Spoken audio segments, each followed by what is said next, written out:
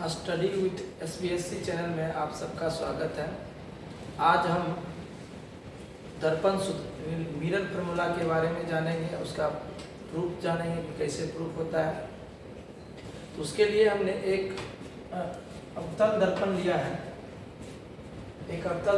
है, जिसके मुख्य अक्ष जो है ये P से C B तक गया है। ये मुख्य अक्ष पे हमने एक वस्तु लिया है AB, जो इस मुख्य अक्ष पर लंबवत रखा हुआ है।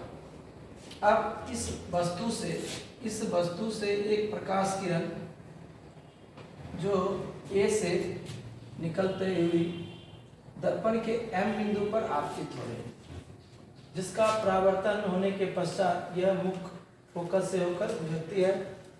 उसके बाद एक और प्रकाश किरण जो A ही बिंदु से उसी वस्तु से निकलती हुई C से होकर गुजरती है। दर्पण के C यानी वक्रता केंद्र यानी रेडियस सेंटर ऑफ कर्वेचर, वक्रता केंद्र से होकर गुजरती है और पुनः उसी पथ पर वापस आ जाती है। ये क्यों आ जाती है, इसको हम थोड़ा सा समझा देते हैं। जैसे कि अगर ये अवतल दर्पण है तो परिभाषा से समांतर प्रकाश किरण जो है मुख्य अक्ष के समांतर प्रकाश किरण दर्पण से परावर्तन के पश्चात वो फोकस से होकर गुजरती है। तो पहला जो ये समांतर प्रकाश किरण है यह फोकस से होकर गुजर रही है। दूसरी बात हमने ये भी पढ़ा है परावर्तन के नियम में कि जब प्रकाश किरण किसी सतह के लंबवत आपतित होती है, अर्थात आपतन कोण का मान क्या होता है, शून्य होता है। उस अवस्था में जब आपतन कोण का मान शून्य होता है तो परावर्तन कोण का भी मान क्या होगा, शून्य, अर्थात प्रकाश इसी पथ पर शून्य परावर्तन कोण बनाते हुए परावर्तित हो जाएगी।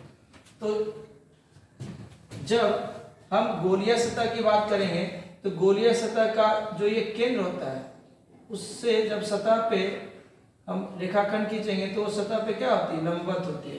उस आधार पर देखा जाए तो यह C इस गोलीय सतह का क्या है, केंद्र है।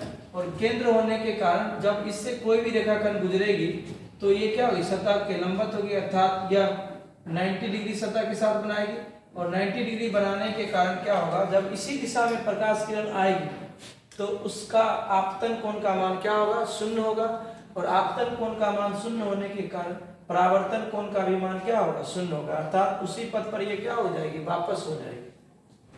और जैसा कि हम जानते हैं कि परावर्तन के पश्चात जहां पे एक प्रकाश किरण मिलती है उसी स्थान पे उस वस्तु का प्रतिबिंब बनता है, अर्थात यहाँ पे AB का A डैश B डैश एक प्रतिबिंब बनेगा, जहाँ पे ये परावर्तन के पश्चात यहाँ और ये प्रकाश आपतित हुई और फिर परावर्तन के कारण यहीं पे फिर वापस आ गई और यहीं पे प्रतिबिंब बना लिया ये कटान बिंदु पे।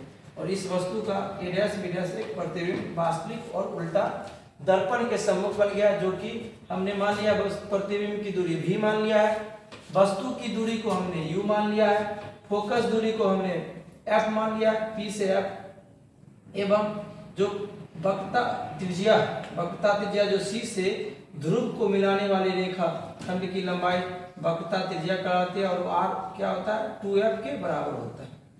तो यहाँ से हमने सारा जो इस रे डायग्राम में किरण आरेख में जो दिखाया गया उसको हमने कर लिया है, किया है, मान लिया है कि एक अवतल दर्पण है। अवतल दर्पण को हम क्या बोल सकते हैं, कॉनकेव मिरर बोलते हैं। तो कॉनकेव मिरर है, कॉनकेव मिरर जिसका फोकस दूरी कितना है, F है, के सम्मुख के सामने एक वस्तु रख दी है, ऑब्जेक्ट रखे हुए हैं AB मिरर के सामने, जिसका ऑब्जेक्ट का डिस्टेंस क्या है, U है, यानी ये वस्तु दर्पण के पोल से U डिस्टेंस पे, U दूरी पे रखा हुआ है। किस प्रकार से रखा गया है, तो लंबवत रखा गया, यानी ये 90 डिग्री के कोण पे रखा गया, जिसका वास्तविक उल्टा यानी रियल एंड इन्वर्टेड इमेज क्या बन रहा है, A डैश B डैश बन रहा है, जो कि V डिस्टेंस पे बन रहा है, यानी V दूरी पे बन रहा है। और इस सारे घटनाक्रम को हमने एक किरण आरेख के द्वारा दिखा दिया गया, जैसा कि एक किरण आरेख द्वारा दिखाया गया है। अब इसमें हम कुछ चीजों को साइन कन्वेंशन के आधार पे लिखेंगे, जैसे कि P से A की दूरी, P से B की दूरी यानी PB जो होगा वस्तु की दूरी कहलाएगी। और वस्तु की दूरी को हमने क्या दिखाया, U दिखाया। और u चिन्ह परिपाटी के हिसाब से ऋणात्मक होगा। क्यों? क्योंकि चिन्ह परिपाटी के अकॉर्डिंग जब प्रकाश किरण साइन कन्वेंशन के अकॉर्डिंग जब प्रकाश किरण जिस दिशा में गमन करती है उसको हम धनात्मक दिशा लेते हैं, जबकि उसके विपरीत को ऋणात्मक लेते हैं। जब भी माप दूरी की माप जो करते हैं तो हमेशा दर्पण के पोल से करते हैं। तो यहाँ से जब हम मेजरमेंट करने के लिए इस तरफ जाएंगे तो हम आपतित किरण की दिशा के विपरीत जा रहे हैं, अर्थात इस दूरी को हम क्या लिया जाएगा, ऋणात्मक लेंगे। तो यहाँ से माइनस क्यू हो जाएगा। उसी प्रकार P से ये इसको थोड़ा सा सुधार लेंगे, यहाँ पे B डैश और यहाँ पे A डैश। तो यहाँ से B डैश का जो दूरी होगा PB डैश क्या होगा, प्रतिबिंब की दूरी भी क्या होगा, ऋणात्मक, क्योंकि दिशा इस तरफ से पॉजिटिव और मेजरमेंट यहाँ से करेंगे तो ये ऋणात्मक लेंगे। फिर PF जो होगा ऋणात्मक होगा, ये भी इसी दिशा में है। और PC जो है PC यहाँ से P से C के बीच की दूरी जो है वो भी ऋणात्मक ही लिया जाएगा, 2F के बराबर होगा या माइनस R के बराबर, माइनस 2F या माइनस 2F या माइनस R के बराबर। अब यहाँ पे हम एक त्रिभुज देखेंगे, इस त्रिभुज में जाएंगे, जैसे ये BAC त्रिभुज। अब त्रिभुज BAC तथा दूसरा त्रिभुज हम लेंगे B'A'C, त्रिभुज B'A'C।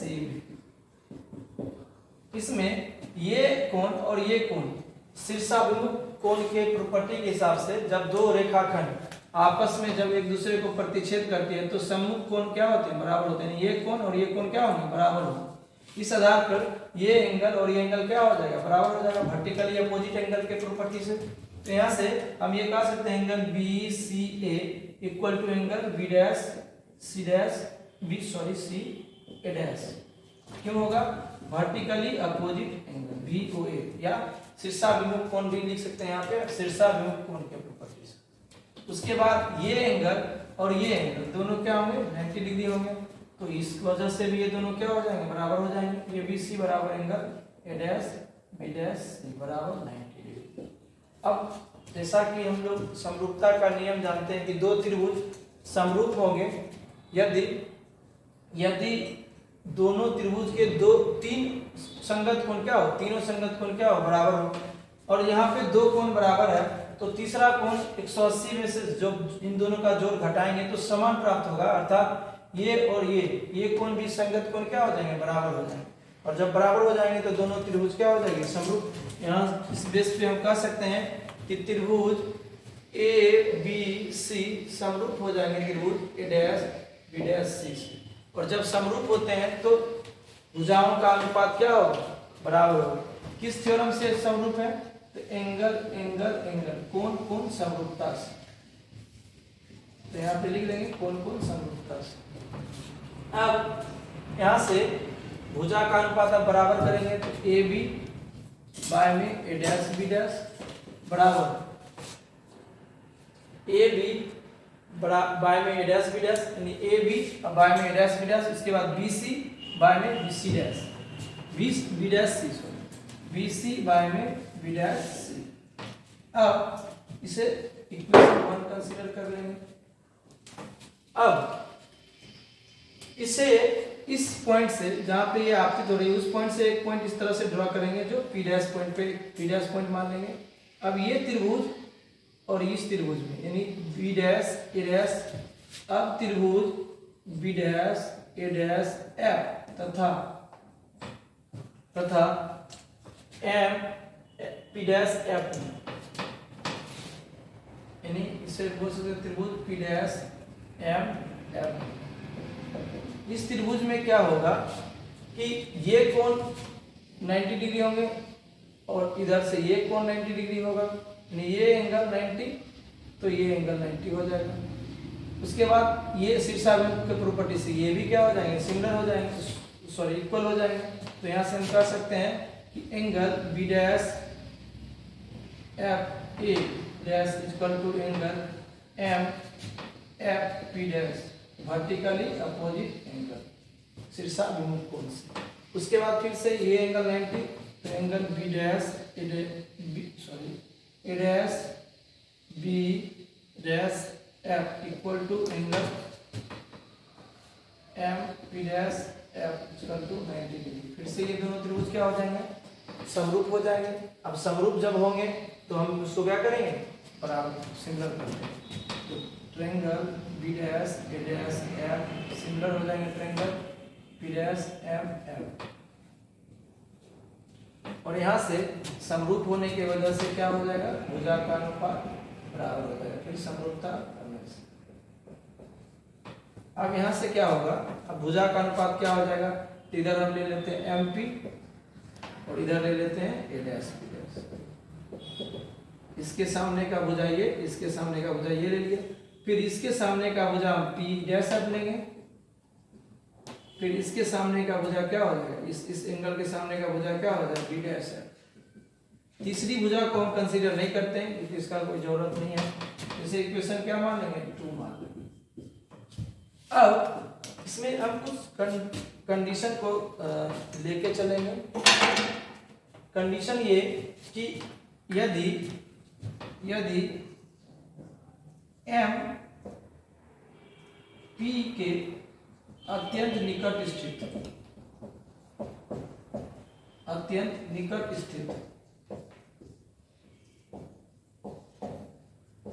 अर्थात ये जो line A B M line जो जा रही है, ये समांतर रेखा, ये बहुत नजदीक से जब गुजरेगी तो क्या होगा, बहुत क्लोज पॉइंट पे मिलेगी यहाँ पे। और जब बहुत क्लोज पॉइंट एम पे यहाँ मिलती तो ये जब लंब यहाँ से डालेंगे तो क्या होगा, ये लंब क्या होगा, ये पी डैश पॉइंट कर जाएगा। अर्थात हम कह सकते हैं कि पी डैश पॉइंट पी के ही बराबर हो जाएगा। और ये कब होगा, जब नजदीक हो। तो नजदीक स्थिति में क्या होगा, ये पॉइंट पी डैश पी के क्लोज हो जाएगा। तो इस स्थिति में कह सकते हैं अतः पी एफ इक्वल टू क्या हो जाएगा, पी डैश। अर्थात जब पी डैश पी पे चला जाएगा तो पी एफ को हम पी डैश एफ के बराबर मान सकते हैं। इक्वेशन इसको क्या मानेंगे, थर्ड। तीसरी बात, जो ये समांतर है, जब ये समांतर प्रकाश किरण है, समांतर प्रकाश किरण क्या होगी, जब दूरी इन दोनों के बीच की बराबर होगी तो क्या कहलाएंगे, समांतर। तो यानी ए बी किसके बराबर हो जाएगा, एम पी डैश के बराबर हो जाएगा। एम पी बराबर ए डैश ए बी। क्यों होगा, क्योंकि ए एम समांतर क्या है, पी सी के। एम समांतर पैरेलल है पीसी के। अब इन चारों इक्वेशन के बेस पे हम देख सकते हैं कि जहां जहां एमपी के जगह पे हम ए बी लिख सकते हैं। जब एमपी की जगह ए बी लिखेंगे तो इधर का एलएचएस और इधर का एलएचएस, बायां पक्ष दोनों का क्या हो जाएगा, बराबर हो जाएगा। और बराबर हो जाएगा तो फिर यहां से हम कह सकते हैं कि समीकरण 1, 2, 3 एवं 4 से 1, 2, 3 एवं 4 से, तो इधर का पक्ष बराबर हो गया, एलएचएस बराबर हो गया। तो बीसी बाय में बी डैश इक्वल टू, इधर क्या होगा, पी डैश है। अब पी डैश एफ को हम क्या लिख सकते हैं, पीएफ लिख सकते हैं। तो यहां से क्या होगा, पीएफ लिख देंगे बाय में बी डैश। अब यहां से हमने बीपी को क्या लिखा है, हमने माइनस यू लिखा है। तो यहां से हम बीसी, अब हम क्या करेंगे, यहाँ बीसी को क्या लिख सकते हैं, बीसी को लिख सकते हैं पीबी में से हम क्या करेंगे, पीसी घटा देंगे पूरा। अगर हम यहाँ से यहाँ के बीच की दूरी को अगर इसमें से ये अगर डिस्टेंस माइनस कर दें तो ये क्या बच जाएगा, बीसी बच जाएगा। यानी बीसी को हम क्या लिख सकते हैं, बीसी को लिख सकते हैं पीबी माइनस में पीसी बाय में बी डैश सी को क्या लिख सकते हैं, बी डैश सी जो है पीसी में से क्या घटा देंगे, पी बी डैश घटा देंगे तो क्या आ जाएगा, बी डैश सी। तो पी बी डैश में से पीसी में से P B dash equal to PF हम पहले से जानते हैं, पीएफ माइनस एफ के बराबर, इसको कोई चेंज नहीं करेंगे। बी डैश एफ क्या है, तो बी डैश एफ ये डिस्टेंस है, बी डैश एफ इसको कैसे करेंगे, ये पूरी डिस्टेंस में से ये पीएफ घटा देंगे। तो पूरा डिस्टेंस क्या हो जाएगा, पी वी डैश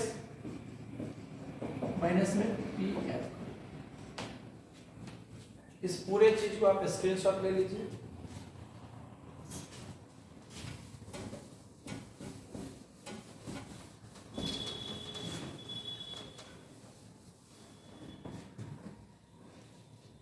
अब पीवी हमारा क्या है, पीवी हमारा क्या है, तो पीवी का वैल्यू है हमारा माइनस यू के बराबर।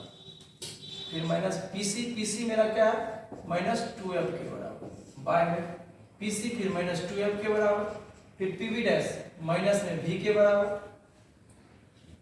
इक्वल टू पीएफ फिर क्या है, माइनस f के बराबर, पीवी डैश फिर किसके बराबर, माइनस v के बराबर, और पीएफ फिर किसके बराबर, माइनस f के बराबर। अब फिर इसको हम सॉल्व करेंगे, माइनस तो माइनस ही रह जाएगा, ये माइनस माइनस क्या हो गया, प्लस 2f, फिर ये माइनस 2f, ये माइनस माइनस फिर प्लस हो जाएगा, फिर ये माइनस में f, ये माइनस भी प्लस में f।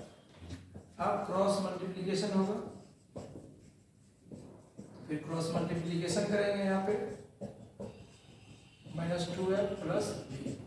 अब इसका इसके साथ मल्टीप्लिकेशन, तो माइनस साइन का पहले मल्टीप्लिकेशन होगा तो क्या होगा, minus minus plus u into v, u भी, फिर माइनस ये प्लस, तो फिर माइनस हो जाएगा u into F, U F, फिर ये प्लस ये माइनस, तो प्लस माइनस फिर माइनस 2f v, फिर ये प्लस फिर प्लस 2f स्क्वायर, या फिर ये माइनस माइनस क्या हो जाएगा, प्लस 2f स्क्वायर, फिर माइनस प्लस माइनस ही हो जाएगा।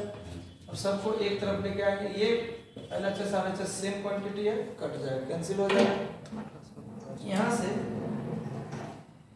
यहाँ से अब u भी माइनस में uf माइनस में 2f भी, यहाँ से f भी आके प्लस f भी हो जाएगा। अब u भी uf इसी तरह लिखाएगा, लेकिन यहाँ पे माइनस 2 भी f भी और प्लस f भी, ये माइनस में ये प्लस में माइनस हो जाएगा और f भी माइनस में बचेगा। अब दोनों तरफ क्या करेंगे, बोथ साइड क्या करेंगे, दोनों तरफ u भी f से भाग देंगे, दोनों तरफ u भी f से भाग खत्म हो देंगे, गया। दोनों तरफ u भी f से भाग देने। अब दोनों तरफ जब u भी f से डिवाइड करेंगे तो क्या होगा, u भी बाय में u भी f, फिर माइनस uf बाय में u भी f, माइनस f भी बाय में u भी f बराबर 0 बाय में u भी f। अब यहाँ से क्या होगा, u भी से u भी कट जाएगा, 1 बाय f माइनस uf से uf कट जाएगा तो 1 बाय v, यहाँ पे f भी से f भी कट जाएगा तो बचेगा 1 बाय v। यहाँ से लास्ट में 1 बाय f इक्वल टू क्या होगा, इसको उस तरफ देते हैं तो माइनस 1 बाय v इधर जाके प्लस हो जाएगा, फिर ये माइनस 1 बाय u इधर जाके क्या होगा, प्लस हो जाएगा। और इस प्रकार से ये क्या हो जाएगा हमारा मिरर फार्मूला। मिरर फार्मूला क्या हो जाएगा, 1 by f equal to 1 by v plus 1 by v। इसे इस तरह से भी लिख सकते हैं कि f का वैल्यू क्या होता है, f का वैल्यू क्या होता है 2 बाय r बाय 2। यहाँ से क्या करेंगे, f के जगह पे r बाय 2 अगर पुट कर दें तो यहाँ से क्या आएगा, 2 बाय r आ जाएगा, 1 बाय f बराबर 1 by v plus 1 by v। Finally ये मिरर फार्मूला। Thank you.